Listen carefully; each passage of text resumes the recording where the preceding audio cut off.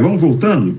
Então, pessoal, tem uma coisa que eu esqueci, né? A gente bota o papel na frente e aí esquece de ler o papel, né?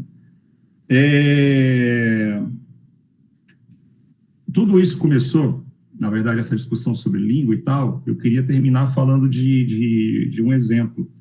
Porque, assim, pode parecer, né, que eu tô na lógica colonial de ficar valorizando a língua portuguesa e nessas raízes, assim, cara, não é minha vibe, assim. Se eu pudesse, a gente falava aqui em, sei lá, em Tupi-Guarani, assim, mas eu não sei falar Tupi-Guarani, então a gente está falando em língua portuguesa, assim, né?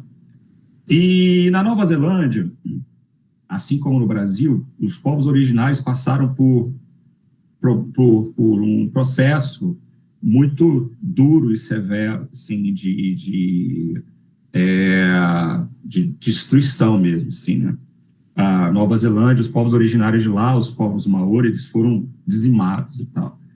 E alguns sobreviveram.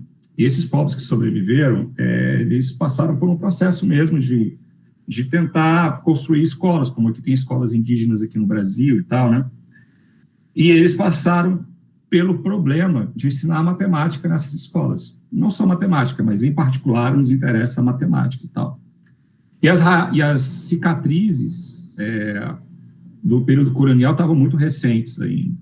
Então existia um questionamento muito grande de usar palavras de raízes da língua inglesa para poder falar das ideias matemáticas na língua maori e tal. E aí o que eles resolveram fazer? Eles resolveram usar a língua maori para poder criar essas metáforas, assim, e não só a língua, mas a cultura maori para fazer isso. Eu tenho uma tese de doutorado que fala muito sobre esse processo. O nome do processo de tentar traduzir para as ideias matemáticas e criar uma matemática maori chama-se Te Reo Tantai. E eu descobri muita coisa lendo sobre isso, inclusive as línguas dos povos originários aqui na América do Sul, elas têm muitas semelhanças com a língua maori, tem muitas palavras que são parecidas, né? Então eu falei do proto-indo-europeu, que é o conjunto de línguas ali que formaram as línguas dos colonizadores e tal, mas a gente tem muita semelhança entre as línguas aqui dos povos originários e as línguas maores e tal, né? Então é um processo que tem muitas semelhanças mesmo. Eu queria falar sobre isso, né, porque para poder dizer que tradução também é resistência, assim. Eu acho que a gente também precisa resistir a certos ímpetos coloniais e tal, né? E eu acho um trabalho muito interessante, infelizmente está em inglês, então, sim, mas é uma das teses de doutorado mais importantes, assim, da etnomatemática, porque ela mostrou como é que esse processo aconteceu lá na Nova Zelândia e tal, e isso influenciou muitos trabalhos de etnomatemática que apareceram depois. Beleza, pessoal? Então, é isso. Era esse o finalzinho que eu tinha planejado lá para aquilo que eu tinha esquecido de falar. Mas agora, eu queria que a gente começasse o nosso processo de ler o nosso livro, assim, né? E eu queria que hoje a gente lesse mesmo o livro juntos, assim, algumas partes, não tudo, tá? E é justamente por isso que eu queria compartilhar com vocês a tela, e aí vocês podem acompanhar na tela, ou vocês podem tentar ler aí em casa e tal, né? Mas, assim, aí, algumas coisas que eu queria dizer. Primeiro, que já tem uma versão bem adiantada do livro, mas eu vou esperar terminar de escrever o capítulo de polinômios antes de mandar para vocês, tá? Algumas coisas do capítulo de anéis mudaram também, mas aí eu acho que alguns ficaram chateados de mudar no meio, que a gente estava estudando lá aquela primeira parte lá. Então eu vou falar só para vocês o que mudou depois, mas assim, a gente vai seguir as coisas que estão aqui daqui para frente. Então, tipo, o que tem depois é só mais aprofundamento de coisas que eu achei que ficaram superficiais ali, beleza? Então, é isso. Eu queria que alguém lesse. Aí a gente faz esse negócio de ler um parágrafo, ler outro parágrafo, e depois a gente discute o que tem aí. Pode ser? Vamos lá, quem quer começar? Posso começar. Finalizo no quadro a resolução de um problema contextualizado, que envolvia encontrar as soluções inteiras da equação 56x mais 72y igual a 40. Então, pessoal, esse método aqui que eu ensinei para vocês é devido a um matemático grego chamado Diofante. Claro que ele não resolveu do jeito que a gente resolve hoje. nem foi o primeiro a resolver esse tipo de problema. As soluções de problemas semelhantes em pedras babilônicas e também em papiros da Mesopotâmia. Mas hoje, essas equações, na forma, escreva no quadro, AX mais BY igual a C, são chamadas equações diofantinas. A gente vai ver daqui a pouco que, se acharmos uma solução dessa equação, nós podemos achar infinitas outras. Toma em silêncio, começa a copiar. Ivone me encara, interrogativa. Já conheço bem esse olhar, depois de dar aula para ela há quase 6 meses. Eu encorajo a fazer uma pergunta. Sabe o que é, professor? Não é bem uma pergunta. É um incômodo. Tá, qual o incômodo? Com a minha letra feia no quadro? A turma ri, mas Ivone permanece séria. Não é isso, professor. É que você tem esse negócio. Tu explica um assunto, sei lá, Teorema de Pitágoras. Aí você fala que antes de Pitágoras já resolviam esse negócio aí de outro jeito, que tem vários outros jeitos de resolver os problemas. Aí agora você faz a mesma coisa e tal. Fala que essas soluções vêm de fora da Europa, da África, da Ásia. Eu acho isso tudo legal, mas... Tá, Ivone, pode falar. Eu juro que eu não vou ficar chateado. Qual é o seu incômodo? Quando é que a gente vai ver as soluções que as mulheres fizeram para os problemas? Parece que a matemática é só feita de homem, só coisa para homem. A turma inteira me encara esperando a minha resposta. Olho para o quadro, por 1 segundo ou 2, respiro. Sabe o que é, Ivone? Você tem toda a razão. E tem um motivo para isso. Como sabemos, as mulheres foram impedidas de acessar as universidades e estudar matemática por muitos e muitos séculos. Não que elas não existissem. Houve algumas que fizeram matemática apesar disso, como Hipátia e a Maria Agnese. Posso falar um pouco do que elas deixaram de legado para a matemática no outro dia. Mas esse problema que eu resolvi agora tem uma sofisticação interessantíssima de uma pesquisadora que trabalhou entre os séculos 19 e 20, chamada Amy Noether. Basicamente, se a gente olhar esse número aqui, circula os números 56 e 72 na equação original. E esse daqui, circula o 40. Tem uma relação importantíssima entre elas, para que a gente tenha a certeza de que a solução da equação diofantina tem uma e, consequentemente, infinitas soluções. Diofante já sabia que é preciso que o termo da direita, o 40, nesse exemplo, seja múltiplo do MDC dos outros dois. Então, o MDC entre 56 e 72 é 8. E como o 40 é múltiplo de 8, sabemos que tem solução. O que a Noether fez foi generalizar essa noção para conjuntos muito mais bizarros que os números inteiros. Esse conjunto, hoje, é chamado de anéis noetherianos.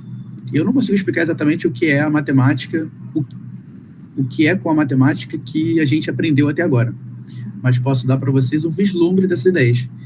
E aí, quem sabe alguns de vocês não se interessam em aprofundar esse tema. Pode até ser que um dia a gente vai estudar na escola os conjuntos ivonianos.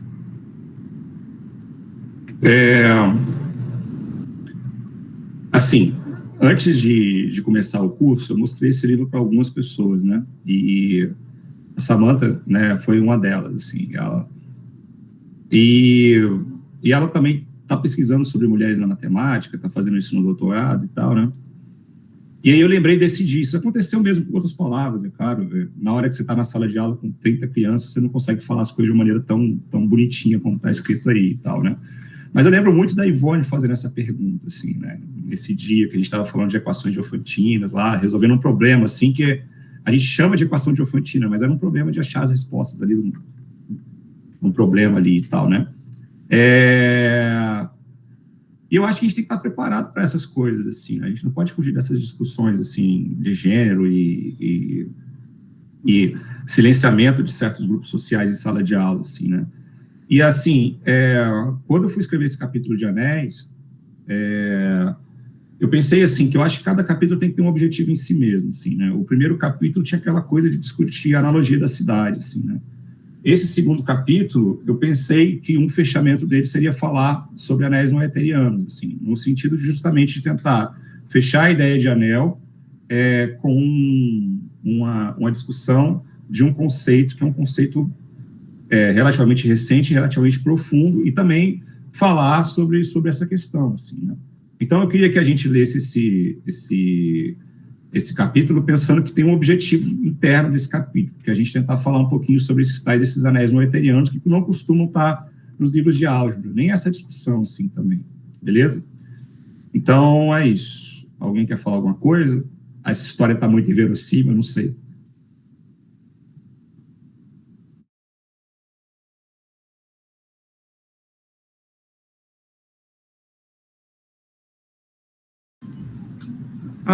Eu acho que quando eu li isso, né, que isso despertou em mim, foi que eu acho que provavelmente todo mundo aqui, ou quase todo mundo deve ter passado por isso, mas eu nunca presenciei uma pergunta boa como essa, né, e que despertasse essa discussão, e que o professor não fugisse da discussão e abraçasse isso. Eu gostaria de ter passado por essa experiência, sabe? E agora na minha formação, assim, continuando no mestrado, eu tento estar preparado para essas situações, assim. Mas, infelizmente, eu como aluno nem pensava nessas questões, né? Então, acho muito importante isso estar no livro, pensando assim nos professores. Fala. Não, então, pensando no lado aqui da física, né, a gente, na verdade, a gente também se preocupa com isso, né? Então, até meu tema de tese é trabalhar com meninas na ciência, né? Então, a gente percebe, já ouvi um discurso parecido com esse, né? E aí, quando a gente trabalha a questão de gênero também com os alunos, a gente, na física, né, a gente usa uma referência, que é Marie Curie, uma das referências, né? Então, a gente olha, mas eles percebem o quanto poucas mulheres existem dentro da ciência, na física em especial, assim, que fazem ciência, mas que não são reconhecidas, né? Então, a gente tem esse trabalho também de mostrar que elas estão presentes e fazem ciência, não só trazendo mulheres não brasileiras, mas também brasileiras, negras, são muito importantes.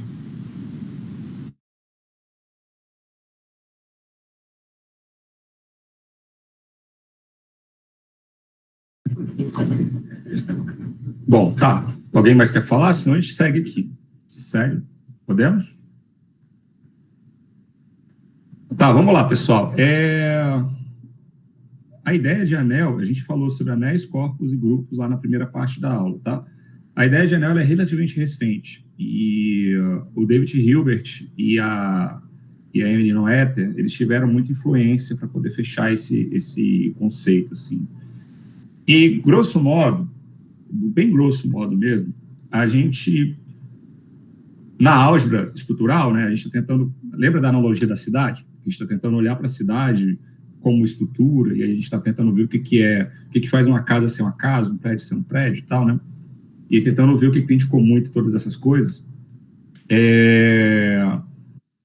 E aí a gente tem o conjunto dos números inteiros, que é um conjunto que tem muitas propriedades legais, assim, né? Que a gente naturaliza elas, né? Então, você tem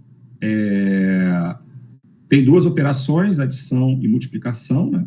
Então, a divisão não é uma operação nos números inteiros, porque, né, você não tem inverso de todos os números inteiros e tal, mas, assim, de maneira geral, ela tem várias coisas. Você tem, por exemplo, você tem fatoração única, você tem MMC, MDC, você pode usar a regra do cancelamento, né, que se você tem um produto você tem uma igualdade, tem um número na igualdade, você pode cortar, né, porque você pode supor que isso acontece, que o produto de dois números pode ser invertido.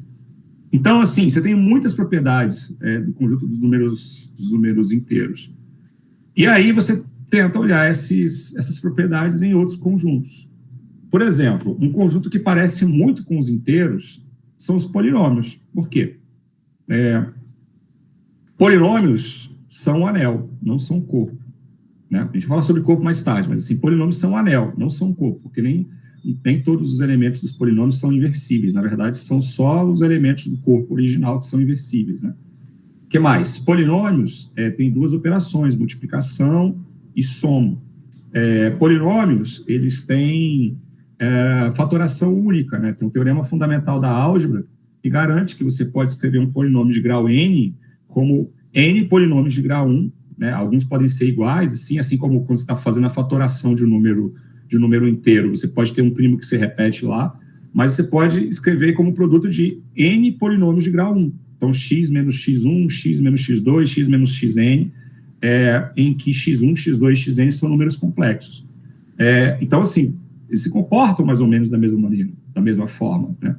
E, assim, tem muitos conjuntos que têm propriedades que são iguais dos inteiros. Então, a gente pega os inteiros, olha os inteiros como estrutura, e a partir desse processo de olhar os inteiros como estrutura, a gente tenta definir uma estrutura geral que abarque todo mundo que se parece de alguma forma com os inteiros, tá? Então, assim, a definição do anel são essas propriedades, assim, né? A gente tem duas operações, que é uma operação soma e uma operação multiplicação, e que a gente usa essa notação mesmo, de soma e multiplicação. A não sei que tem alguma coisa diferente acontecendo, mas em geral a gente usa essa notação mesmo, de soma e multiplicação, e que elas têm algumas propriedades. E aí a nossa ideia agora é falar que propriedades são essas, beleza? Então,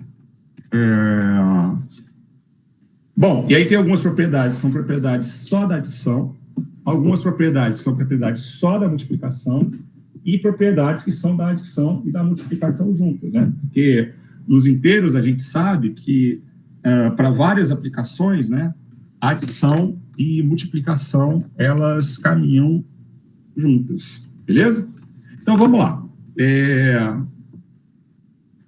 A primeira propriedade, né, que a gente já viu nessa coisa de operações, é a associatividade da adição. Então, a operação adição, ela precisa ser associativa para a gente considerar que a gente está trabalhando com um anel. Então, a associatividade, a adição, ela precisa ser necessariamente comutativa. Se ela não for comutativa, a gente não vai entender essa operação como uma operação de esse conjunto como um anel.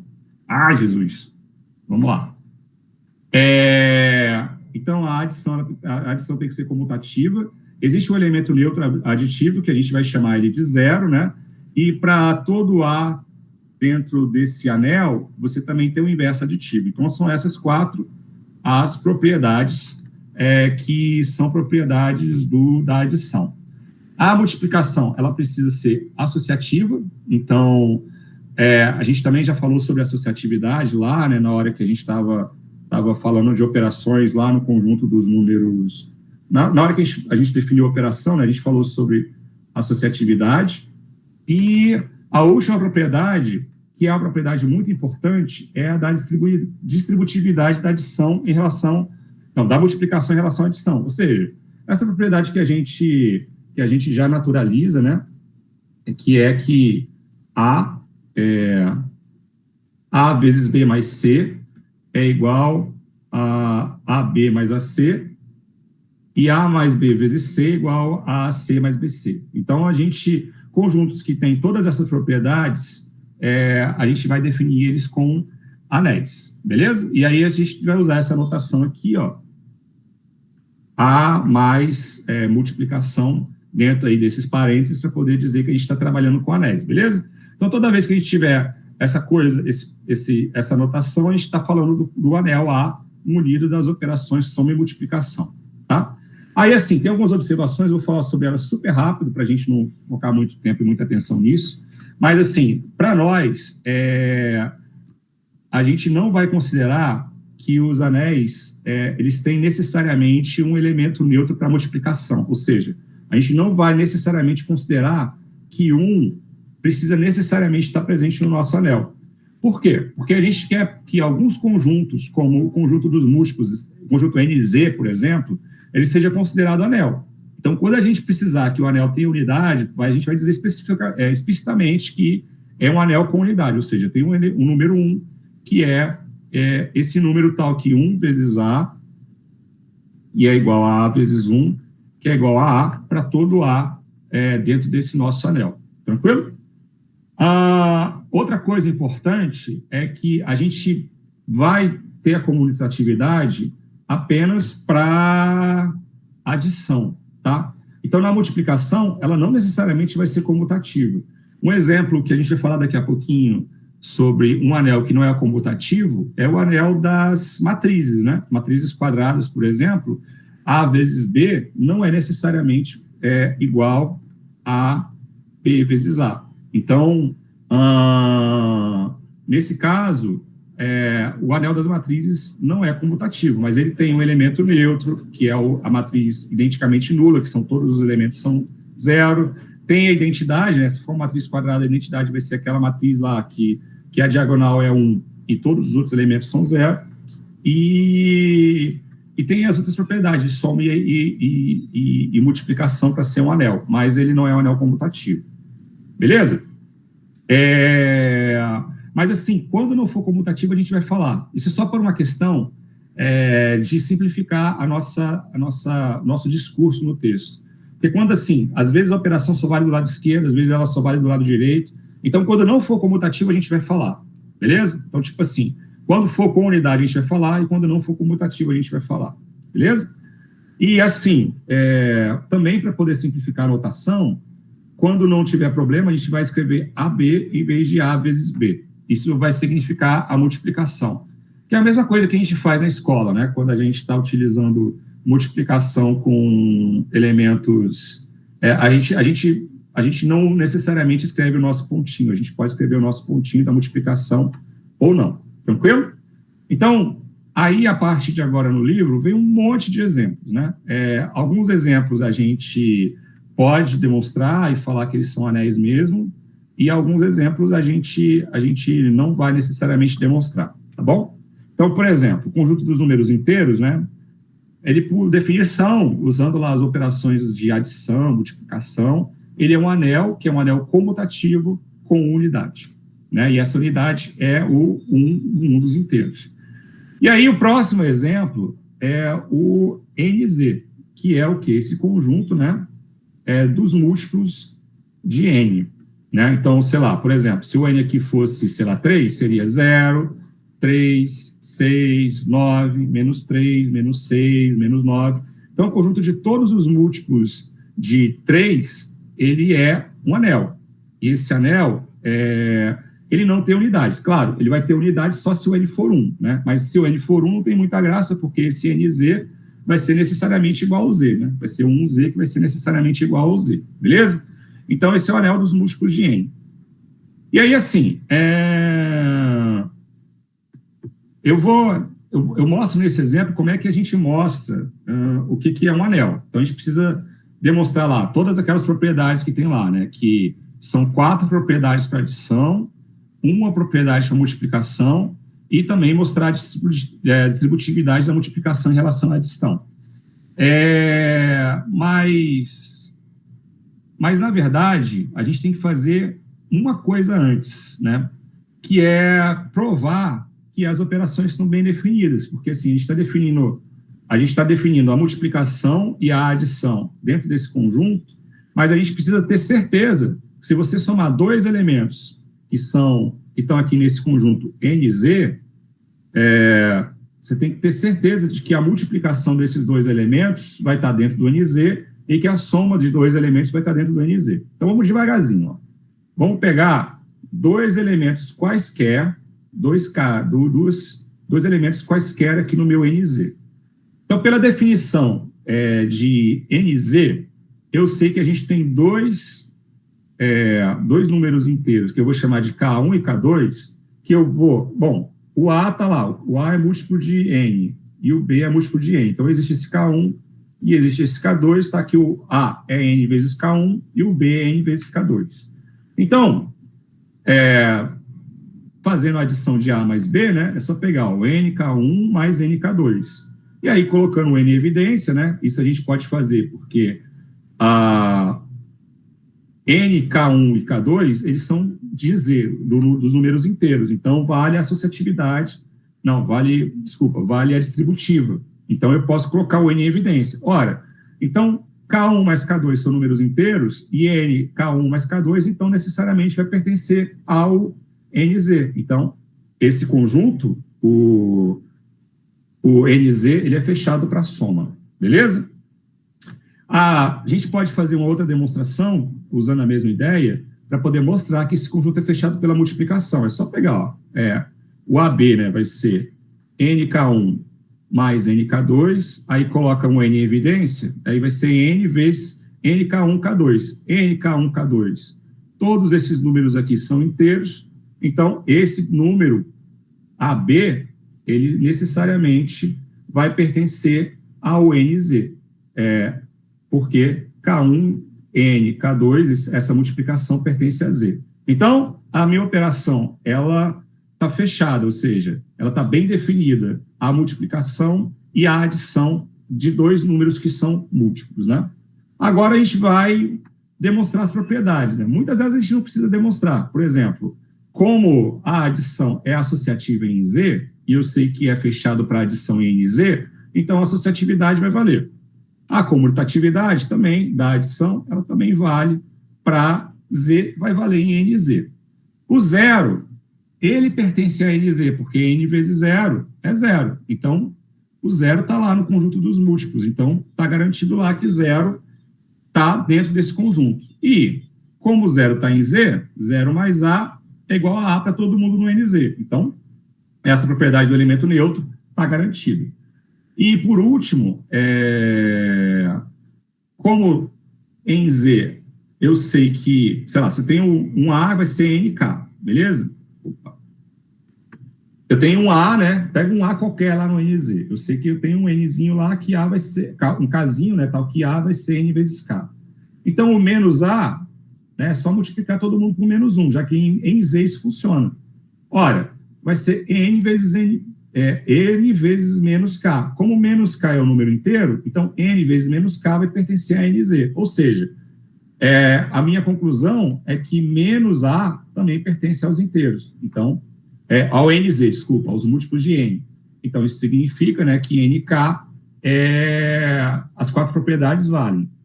Mesma coisa para multiplicação, eu não vou, mas basicamente pegar o A, o B e o C, né, e fazer essa abertura aqui, e aí a gente consegue provar que essa multiplicação aqui está no NZ, e também a distributividade funciona no Z, então a distributividade vai funcionar no NZ. São muitas propriedades, né, porque a gente está pensando no anel como um conjunto que tem muitas propriedades, mas basicamente, como a gente está pensando num subconjunto do Z, a gente usa muitas coisas que são do Z para poder provar que NZ é um anel. Então, esse daqui, o anel dos múltiplos de Z, ele está bem definido, ele é um anel. Eu não vou demonstrar, mas porque também são muitos detalhes, assim, mas a gente também tem o anel das matrizes, beleza? E aí a gente vai fazer as operações das matrizes daquela maneira que a gente define a operação soma e multiplicação de matrizes mesmo, tá? Então, a gente define identidade, como eu falei. Nesse caso, a gente está fazendo só as matrizes 2 por 2, mas vale para as outras, né? A gente define a unidade como essa matriz, a matriz identidade, e a gente também mostra, né, por um contra-exemplo, só usando um contra-exemplo, a gente mostra que A vezes B, usando A e B como esses números, é diferente de B vezes A, ou seja, a multiplicação de matrizes não é comutativa, beleza? A gente também pode definir os números racionais dessa forma, como esse conjunto aqui, ó, como a gente costuma definir na escola, né, o conjunto de todas as frações com um denominador diferente de zero, e se a gente definir as operações dessa forma, ou seja, a soma, né, a soma com denominadores diferentes lá, dessa forma, e a multiplicação dessa forma, da maneira usual que a gente faz a soma e a multiplicação nos inteiros, né, a gente vai ter um anel. Eu também não vou fazer essa demonstração porque ela é demorada, assim, tá? Mas, assim, tá tudo escrito aí. A adição, o fechamento a associatividade, o elemento neutro aditivo, inverso aditivo, a comutatividade, está tudo bem demonstrado aí, tá bom? Mas é importante, então, que a gente consegue definir um outro exemplo, né? Que o conjunto dos números racionais é um anel. O conjunto dos números racionais definidos dessa forma. Beleza? E aí, assim, outro exemplo que a gente vai usar quando a gente for falar de polinômios, a gente vai definir o polinômio como uma função. E aí, se a gente sabe que as funções, utilizando as operações f mais g como f de x mais g de x, e f vezes g como f de x vezes g de x, onde a gente está pegando do lado direito os elementos do meu contradomínio. Então, no meu contradomínio, essas operações elas estão valendo. Então, se a gente define o conjunto das funções, assim, as funções definidas de A para A, né? Dessa forma, então as operações, então a gente pode considerar isso um anel. É claro que isso vai depender, né, das operações que são definidas no A e do fato de A ser um anel. Então, se o A tem essas operações soma e multiplicação e for um anel, então o conjunto das funções definidas de A em A vai ser um anel também, beleza? E aí a gente já falou sobre isso na semana passada, né? O conjunto dos números naturais, ele não é um anel. Por quê? Porque uma das coisas que a gente precisa para ser um anel é ter o inverso aditivo. E no N, né, a gente não tem o menos 3, por exemplo. O menos 3 não pertence a N. Então, os números naturais, eles não são um anel. Bom, eu tenho essa demonstração aqui que é importante de que quando que o elemento neutro aditivo ele é único, a gente também pode provar, eu vou deixar isso como demonstração para vocês, que o inverso aditivo, que a gente vai chamar de menos A, ele é único também, tá? E a gente também consegue mostrar que quando existe a unidade desse nosso, se for um anel e se for um anel com unidade, a gente consegue demonstrar também que essa unidade é única. Então, a gente não tem dois uns diferentes dentro dos nossos conjuntos. Tranquilo? Eu estou falando meio rápido, mas alguém tem alguma pergunta? Ou quer dar algum exemplo que não está aí, alguma coisa assim? Porque isso assim, a gente está falando desses anéis mesmo agora.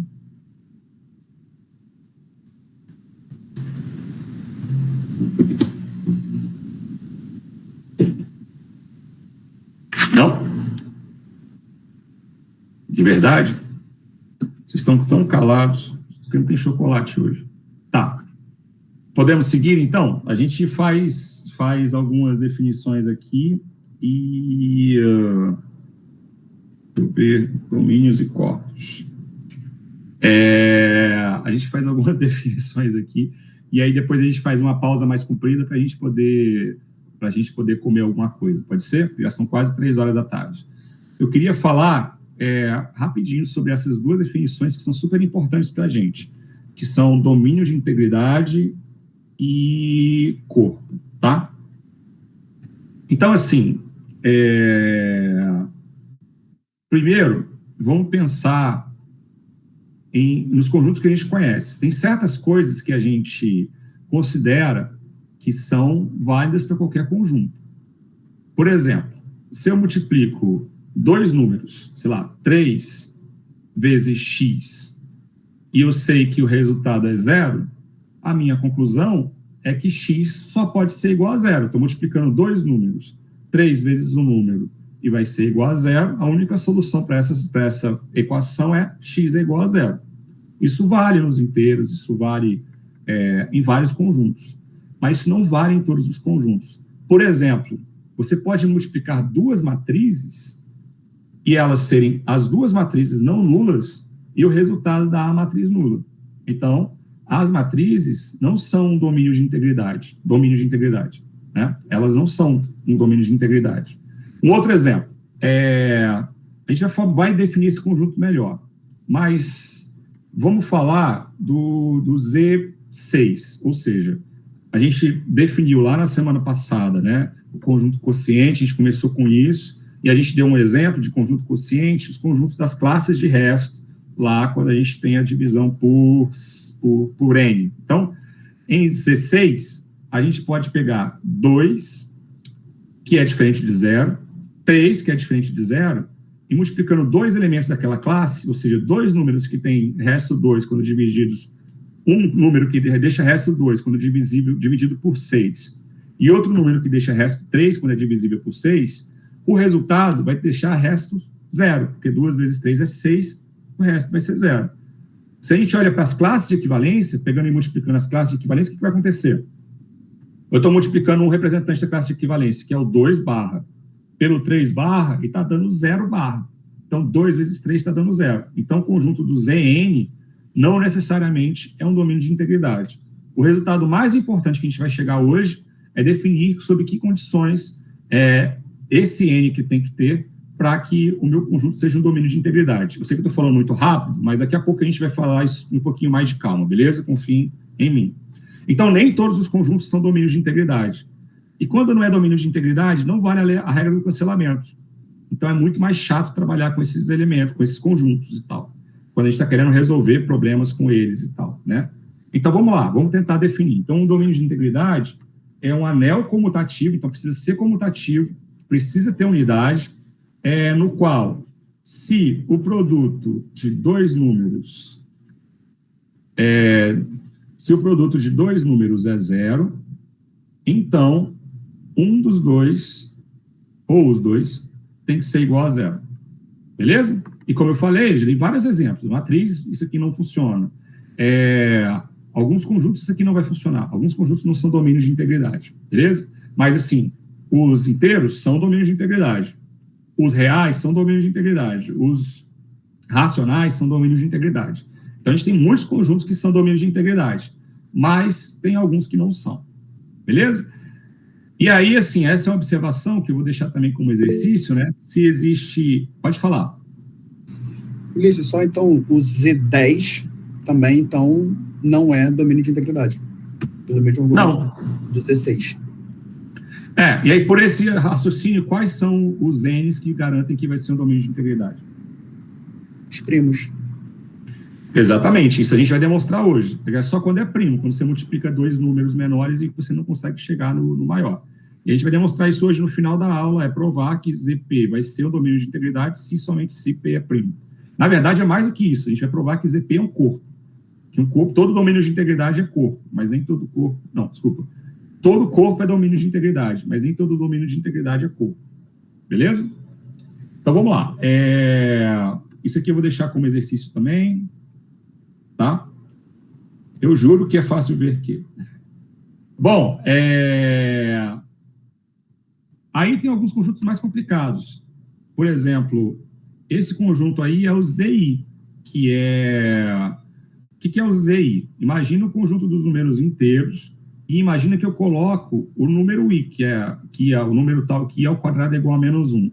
E jogue esse cara como pensando em todas as combinações lineares, ou seja, todos os números que eu pego, dois números A e B inteiros, e eu faço A mais BI, esse conjunto, né? Esse conjunto, ele é um domínio de integridade, chamado anel dos inteiros de Gauss. Por que isso é interessante para a gente trazer aqui como um exemplo? Em algum momento daqui para frente, lá na frente, a gente vai fazer um movimento que a gente tem um conjunto, um anel. E aí, nesse anel, a gente pega um cara que está fora desse anel e joga para dentro. O que vai acontecer? Se a gente pegar, por exemplo, raiz de 2 e jogar para dentro desse conjunto, o que vai acontecer? Sei lá, Z raiz de 2. Pensar em todas as combinações lineares que tem raiz de 2. Vai ter Z raiz quarta de 2? Não vai ter, porque raiz de 2 elevado ao quadrado, né, vai ser igual a 2, então vai voltar a ser um número inteiro. Então, todos os números inteiros têm a forma A mais B raiz de 2, desse conjunto chamado Z raiz de 2. Mas, se a gente pegar, por exemplo, π, isso não acontece. Por quê? Porque π ao quadrado, π ao cubo, π à quarta, π à quinta, π elevado a qualquer potência, você não consegue elevar π a alguma coisa para ele virar um número inteiro. Então, Zπ é um conjunto que é muito mais complexo do que Z raiz de 2. Então, isso chama-se extensão, que é uma maneira que eu tenho de pegar um conjunto e estender esse conjunto a partir de operações de combinação linear. Falando de uma maneira muito simplória, tá? Depois a gente vai ver como isso funciona de uma maneira mais bonita, assim, tá? Mas grosso modo, isso é a primeira tentativa de tentar entender o que é uma extensão. E aí, quando a gente pega ZI, I ao quadrado é menos 1. Então, a gente só vai ter coisas da forma A mais BI. Se a gente coloca o B igual a 0, a gente vai estar o conjunto dos números inteiros lá dentro. Se a gente pega o A igual a 0, a gente vai ter os números que vai ter só uma parte imaginária ali, que são inteiros e tal, tá bom? Então, assim, mas geralmente, esse conjunto é um anel, aí tem que demonstrar todas as propriedades lá desse anel, fechamento, para multiplicação, para adição, patati, patatá, e também mostrar que ele é um domínio de integridade. Então, ele é um domínio de integridade também. Se você pegar dois números com essa forma e o resultado ser igual a 0, um dos dois tem que ser igual a 0. E a demonstração realmente não é difícil. Você usa o fato dos inteiros serem um domínio de integridade e aí dá um probleminha lá quando você tem o I, mas aí você resolve esse problema lá colocando as coisas coordenada por coordenada. Uma das maneiras da gente também trabalhar com isso é imaginando x, a indeterminada x, como esse número. E aí zx é o quê? É o conjunto de todos os polinômios com indeterminada x. E do ponto de vista da álgebra, não tem nenhuma diferença de zx para zπ. Por quê? Porque você consegue fazer, ou seja, o que é zx? É o conjunto de todos os polinômios com indeterminada x. O que é zπ? É o conjunto de todas as combinações lineares em que eu possa colocar o π como um elemento dessa combinação linear. Zx e Zπ, do ponto de vista da álgebra, são a mesma coisa, porque eles se comportam do mesmo modo. Se chamar o x de π não faz nenhuma diferença. Só que o Zπ, ele está contido no conjunto dos números reais, e o Zx não está contido no conjunto dos números reais. Então, dependendo da maneira como eu olho para esse problema, eu posso olhar ele de um jeito ou de um outro jeito. Eu sei que o Zx não é a mesma coisa que o Zπ, mas esses dois conjuntos, eles se comportam da mesma maneira. Beleza? Então, assim, isso está meio complicado, mas a gente vai falar disso com mais calma depois. Pode falar quem levantou a mão. Fala, Elton. Professor, não sei se, de novo, você falou que vai falar isso depois, mas eu fiquei muito confuso com algumas coisas. Pode falar. Tipo assim, eu não sei exatamente o que é indeterminada x, então eu já fiquei perdido em tudo que você falou a partir daí. E aí eu não consegui relacionar isso muito bem, porque você estava falando sobre o i. O que seria indeterminada x? Tá, peraí, deixa eu abrir um Word aqui, rapidinho.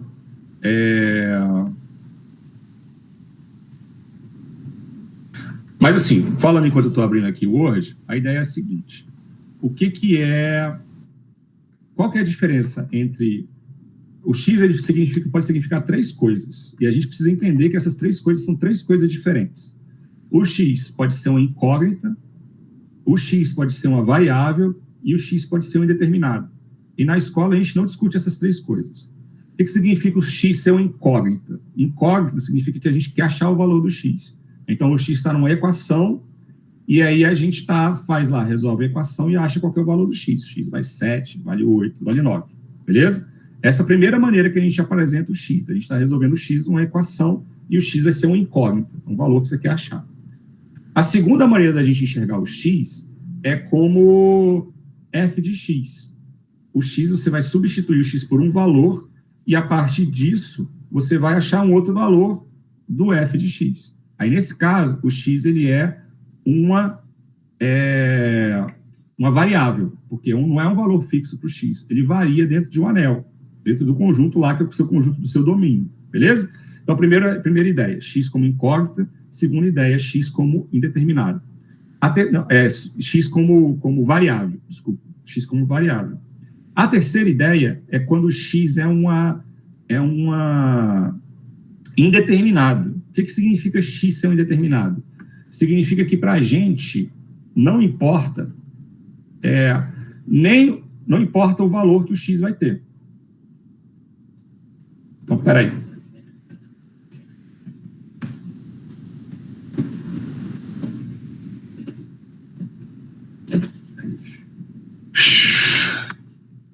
falei para vocês que eu estou aprendendo a usar esse negócio de mesa digitalizadora, então é por isso que está mais devagar, tá? Mas já a gente chega lá, ó. Eu vou apresentar agora o Word que eu acabei de abrir, para a gente poder rabiscar lá no Word lá.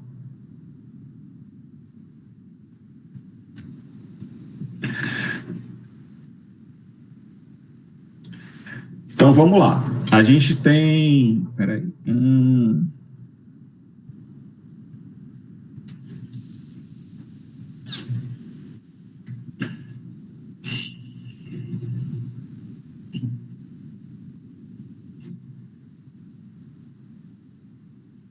Tá aqui. Beleza.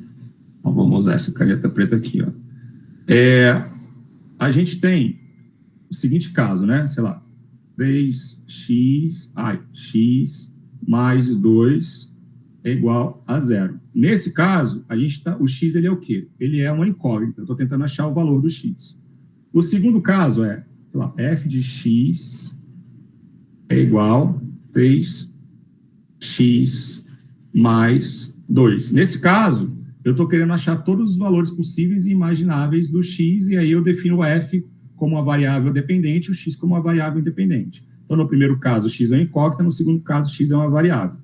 No terceiro caso, é quando eu estou trabalhando com um polinômio. Então, x ao quadrado, x ao quadrado mais 1. Nesse caso, como não tem uma igualdade, eu não estou querendo achar o valor do x. O x ao quadrado mais 1, ele existe como um elemento, beleza? Então, x ao quadrado mais 1 é um elemento, e a gente pode trabalhar com ele. Eu posso pegar o x ao quadrado mais 1 e multiplicar isso por x mais 4. Por exemplo, x ao quadrado mais 1 vezes x mais 4. E aí eu vou achar um outro polinômio. Esse conjunto de todos os polinômios que são possíveis e imagináveis, a gente pode chamar esse conjunto de... se, por exemplo, os coeficientes são números inteiros, eu chamo esse conjunto de ZX.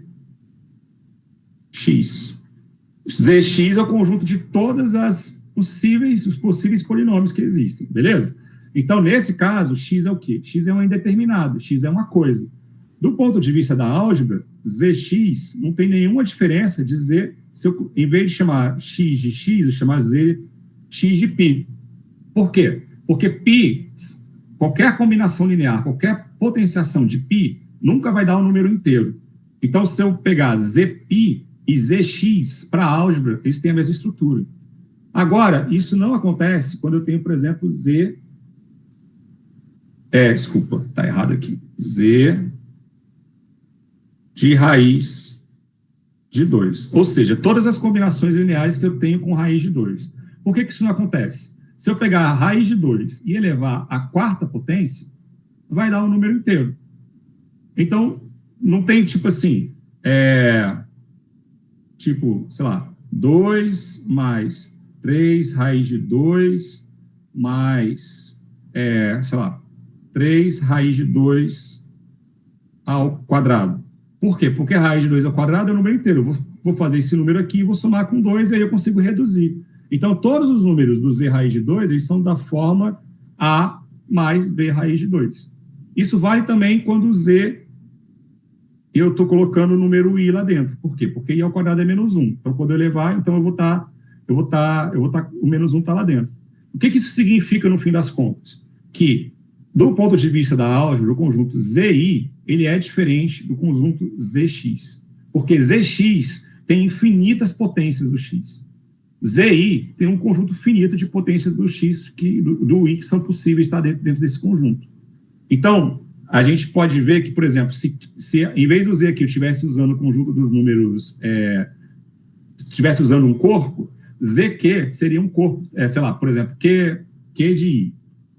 Conjunto de todas as combinações lineares em que os meus coeficientes são números racionais. Esse conjunto q de i, esse conjunto é um corpo. Então, essa é a propriedade que a gente vai demonstrar mais lá para frente, beleza? Então, essa é uma discussão que parece ser simples, mas não é. Dependendo de quem a gente coloca dentro do nosso conjunto, o resultado vai ser um conjunto que tem mais elementos mais distintos ou menos distintos. Beleza? Dei muita volta, mas vocês entenderam a ideia geral? Tá bom? Então, a gente vai falar sobre todos esses casos depois. A gente vai falar sobre os polinômios depois, a gente vai falar sobre extensões depois, a gente vai falar de extensões com i, com raiz de 2, com essas coisas todas. Mas agora é a primeira vez que a gente está falando disso. A gente está falando dessas coisas do ponto de vista de tentar olhar elas como domínio de integridade ou como corpos, tá bom? Então, vamos lá. Agora, dito isso... mais alguma dúvida? A gente pode seguir?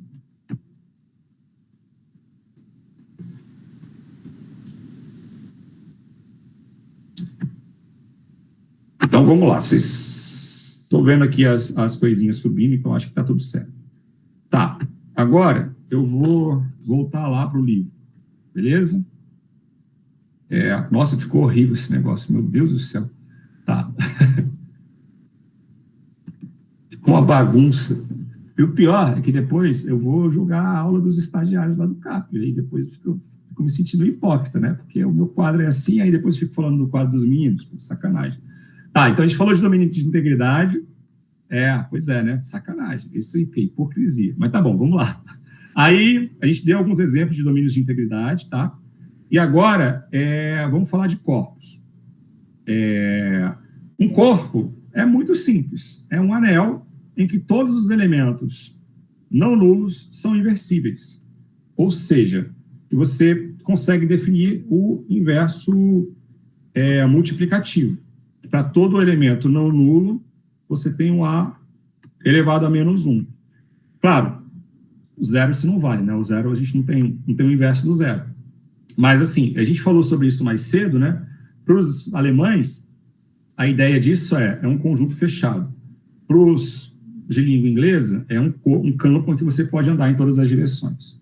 Tá? Também vou deixar isso aqui como exercício para vocês, mostrar que todo domínio de integridade é um corpo. Não, desculpa, todo corpo é um domínio de integridade, mas nem todo domínio de integridade é um corpo. Então é fácil, sim. Você vai lá e mostra, usando as propriedades lá de corpo, você mostra que se é um corpo, então a multiplicação de dois elementos diferentes de zero não pode ser igual a zero. Isso é fácil de fazer mesmo, sim. Mas aí você tem, por exemplo, o conjunto dos números inteiros é um domínio de integridade, mas não é um corpo. Então, nem todo domínio de integridade é um corpo. Corpos, eles têm propriedades muito mais interessantes do que domínio de integridade. Então, o corpo mais, simples que a gente consegue pensar é o corpo dos números racionais, né? Tem os inversos lá dos números racionais, tem muita coisa que funciona nos racionais que não funciona nos inteiros. Beleza? Então, os racionais, os reais, os complexos, todos esses conjuntos são corpos. Mas o conjunto dos números inteiros, ele não é um corpo, ele é um domínio de integridade. Deixo aqui como exemplo, eu já falei sobre isso ali no ZI, mas a gente também pode provar que esse conjunto aqui, ó, Q de I, esse conjunto, ele é um corpo. E aí, para provar que é um corpo, você só precisa achar o inverso multiplicativo. Então, usa essa ideia aqui, ó, que eu coloquei, né, de multiplicação de um número pelo seu conjugado, né, para vocês conseguirem achar qual que é o inverso multiplicativo de todo elemento do Q de I, do A mais BI. E aí vocês conseguem achar isso. Uma coisa que eu pensei agora mesmo, nunca tinha pensado nisso, né, é o seguinte: quando a gente está trabalhando com números complexos, deixa eu voltar aqui para o meu exemplo.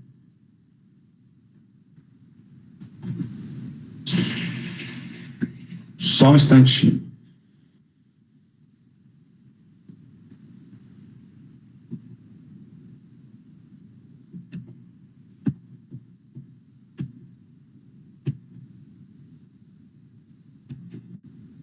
Quando a gente está trabalhando com números complexos, né, hoje em dia já nem tem tanto número complexo na educação básica, né, mas a gente pega o A mais B, I, né, e a gente vai lá e define um conjugado como A menos B, I. E a gente define isso dessa maneira, né, e a gente não fala muito por que a gente define o conjugado dessa maneira, assim, né, mas quando a gente multiplica um número pelo seu conjugado, você consegue achar um número real como resultado, né, e esse número real, ele tem inverso. Então, é por isso que você pensa em conjugado, porque da mesma maneira que a gente racionaliza denominador, quando a gente tem um número, por exemplo, 1 sobre, sei lá, 3 mais 2i. A gente está querendo tirar esse 3 mais 2i do denominador, né? Grosso modo, o que a gente está querendo achar? A gente está querendo achar o inverso multiplicativo do 3 mais 2i. Aí, o que a gente faz na escola, né? A gente vai lá e pega e multiplica. Ai, peraí. Ai, Jesus, isso é muito ruim de usar. O que a Microsoft inventou isso? Vamos lá.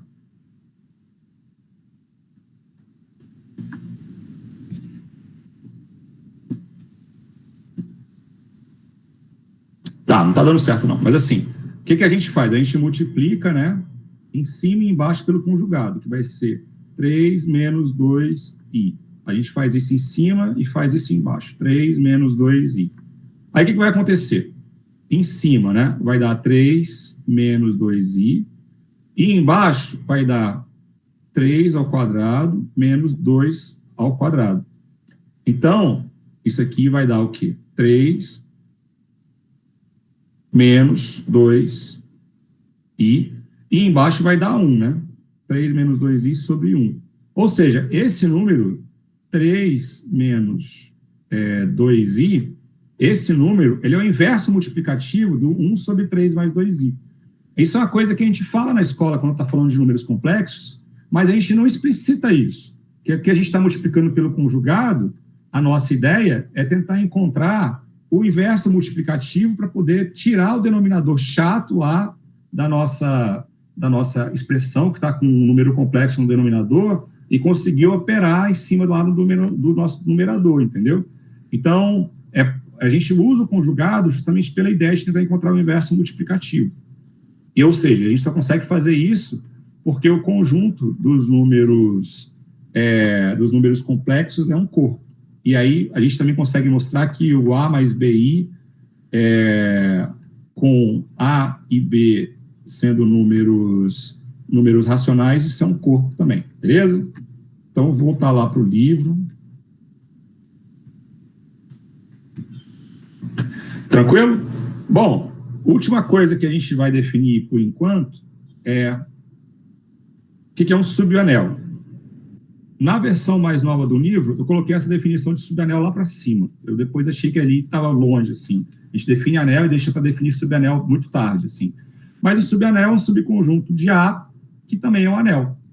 Então, a gente usa essa notação, esse menor igual aqui, ó, para poder representar que um conjunto é subanel de A. É só isso, tá? É um subconjunto de A, que também é um anel. Então, a gente tem uma cadeia crescente de anéis, né? A gente tem que os inteiros são subanel dos racionais, que são subanel dos reais, que são subanel dos complexos.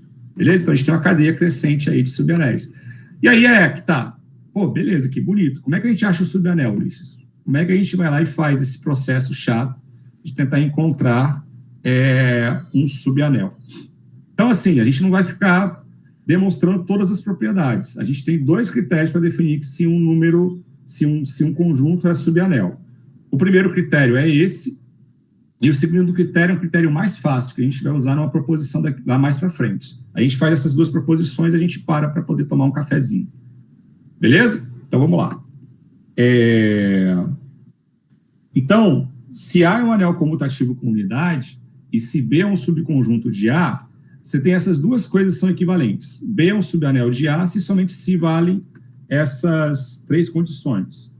O 0 é um elemento de B, você não pode ser um anel sem elemento neutro aditivo, e ele é fechado para adição, ou seja, para adição e para multiplicação, ou seja, você pegar 2 elementos de B, pode falar.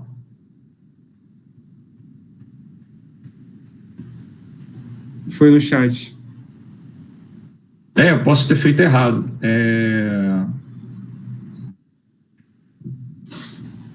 Tá, você tem razão, eu errei, tá bom? Aí fica 9, né? 3 ao quadrado que dá 9, menos 2 ao quadrado que dá 4. Então, o denominador deu diferente lá.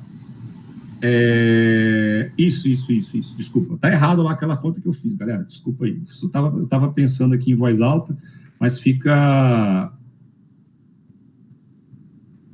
Na verdade...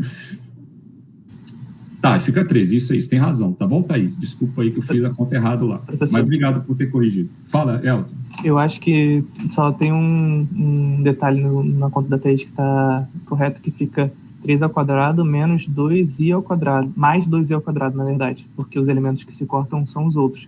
E aí, quando fica i² que vai dar o menos 1, por isso que vai ficar 3² menos 2i² que você botou. Aí, de fato, fica outro número lá, mas eu acho que é só detalhe de conta mesmo. Porque ficaria 9 menos 4 ali na sua conta, em vez de 1. Pessoal, esse é o problema de inventar as coisas na hora. Que se tivesse feito a conta no papel antes de ter inventado isso, eu tinha percebido que está errado. Mas assim, é isso que você falou, né? Eu não sei se é 9 mais 4 ou 9 menos 4. A gente pode fazer a conta com calma depois. Eu fiz aqui, só para agora... fica 9 menos 4. Não, eu acho que é 9 mais 4 mesmo, porque é a diferença de... Fica o quadrado do primeiro menos o quadrado do segundo, né? Aí fica 9 mais 4, que dá 13. Tá certo. Eu acho que é 13 mesmo. Tá bom? Sei lá, depois a gente vê isso, galera. Desculpa aí. Vamos... Isso é fundamental. Não, isso é ensino médio, é muito difícil para mim. Tá, vamos lá. Bom, e aí eu estava falando que para ele ser um subanel, né, ele tem que ser... O 0 tem que ser o elemento de B, ele tem que ser fechado para adição e para soma, ou seja, eu pego 2 elementos de B, a soma está dentro de B e o produto está dentro de B, e o inverso aditivo também está dentro de B. Então, assim, a parte 1, se B é um subanel de A, vai valer essas 3 condições, ela é bastante óbvia, assim, né? Porque se B é um subanel de A, então B é um anel.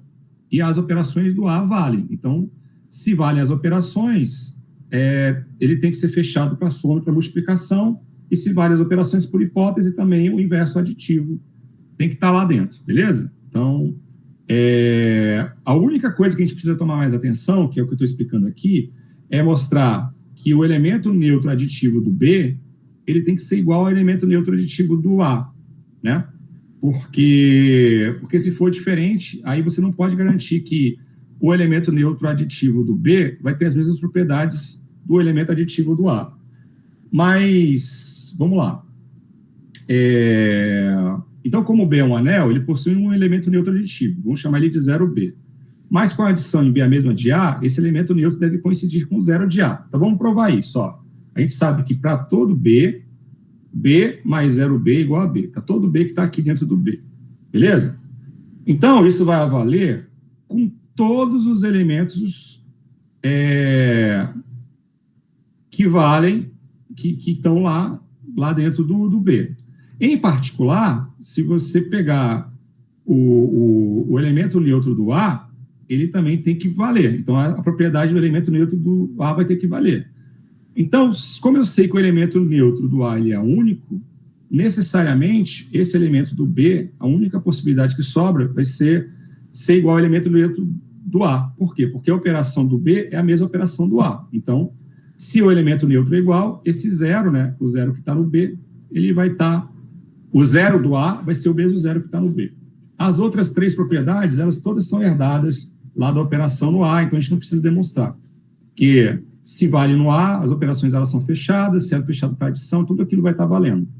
Agora, vamos supor que um conjunto B contido em A satisfaz aquelas condições lá, ou seja, ter o elemento neutro aditivo, ser fechado para adição, multiplicação, e ter o inverso aditivo, né?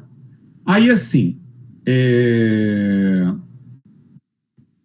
primeira coisa que a gente tem que demonstrar para ser um anel, né, é que as operações estão bem definidas. Isso por definição. Desde a fechar as operações, elas estão bem definidas. Como as propriedades algébricas lá, todas elas valem no A, então a gente sabe que... E a gente está pegando as operações do A, então elas vão valer no B também. Então, nesse conjunto B, todas as propriedades, associatividade, comutatividade, distributividade, todas essas coisas vão valer no B também. Então, a gente não precisa demonstrar isso, tá? Porque elas continuam valendo. E aí, assim, a gente, por hipótese, sabe que o 0 pertence ao B. Então, ele tem elemento neutro e aí vai ter as mesmas propriedades, já que o B, a gente está usando a mesma operação de A. E também, por hipótese, né, a gente tem elemento neutro, que era a última coisa que a gente precisava demonstrar. Então, a gente conseguiu demonstrar todas as propriedades. Então, B é o subconjunto de A, que também é um anel. Beleza? Mas, na verdade, a gente não precisa de todas essas propriedades. A gente não precisa que, necessariamente, tenha elemento neutro, seja fechado para adição e para multiplicação, e tenha elemento inverso. Na verdade, a gente precisa de bem menos coisa. Para poder provar que um conjunto é um subanel. A gente só precisa de duas coisas. A gente precisa que ele seja fechado para subtração e fechado para multiplicação. Se ele for fechado para subtração e fechado para multiplicação, essas duas propriedades, então ele necessariamente vai ser um subanel de A. A ida desse teorema, né, ela é óbvia, porque se B é um subanel, então ele é fechado para subtração e para o produto. Então a gente não precisa demonstrar. Agora vamos supor que ele é fechado para subtração e fechado para o produto, e vamos mostrar que ele necessariamente é um subanel de A. Bom, a gente sabe que B, por hipótese, é não vazio. Então, isso a gente sabe que x menos y pertence a B e xy pertence a B também. Então, a gente já sabe que ele é fechado para subtração e para multiplicação. Então, se a gente tomar x igual a y, é só pegar, ó. Se eu colocar x menos x vai dar 0. Como ele é fechado, então o 0 pertence a B. Então, a primeira propriedade já vale. Por outro lado, a gente sabe que o 0 pertence a B e o conjunto é fechado para subtração. Então, 0 menos x dá menos x, ou seja, menos x também pertence a B. E, por último, ele também, por hipótese, ele é fechado para multiplicação. Então, aquelas propriedades todas lá de ser subanel, que é ser fechado para o 0 pertencer ao B, ser fechado para soma e ser fechado para multiplicação e o inverso pertencer, elas estão valendo. Ou seja, eu não preciso demonstrar todas as propriedades, só preciso demonstrar duas, que ele é fechado para subtração e fechado para o produto. Então, com essas coisas todas, a gente consegue demonstrar que um conjunto é um subanel. E aí, a gente consegue, com isso, mostrar que NZ, ou seja, aquele primeiro conjunto que a gente mostrou na aula de hoje, que é o conjunto dos múltiplos de Z, ele é um subanel de Z. A gente mostrou mais cedo que ele era um anel. E para mostrar que é subanel, é só, lembrar. Se eu pegar dois elementos lá do NZ, a subtração está lá no NZ. E o produto também está lá no NZ. Ou seja, NZ é um subanel de Z. E aí a gente consegue provar isso. Tudo bem? Bom, eu queria fazer a nossa pausa, então. Vamos fazer uma pausa de 15 minutos, a gente volta 15 para as 4, aí dá tempo da gente fazer um sanduinha, a gente ir ao banheiro, a gente tomar água, e aí a gente, daqui para frente, as demonstrações vão ficando um pouquinho mais difíceis. Mas antes disso, alguém tem alguma dúvida? Alguém tem alguma coisa que não entendeu? Eu vou ficar aqui um pouquinho, eu vou desligar a gravação, e aí eu posso tirar dúvidas de vocês sem estar gravando também, se vocês quiserem, tá bom? Vou só ali no outro computador desligar a gravação rapidinho, e aí se vocês tiverem alguma dúvida, é só falar aqui no microfone.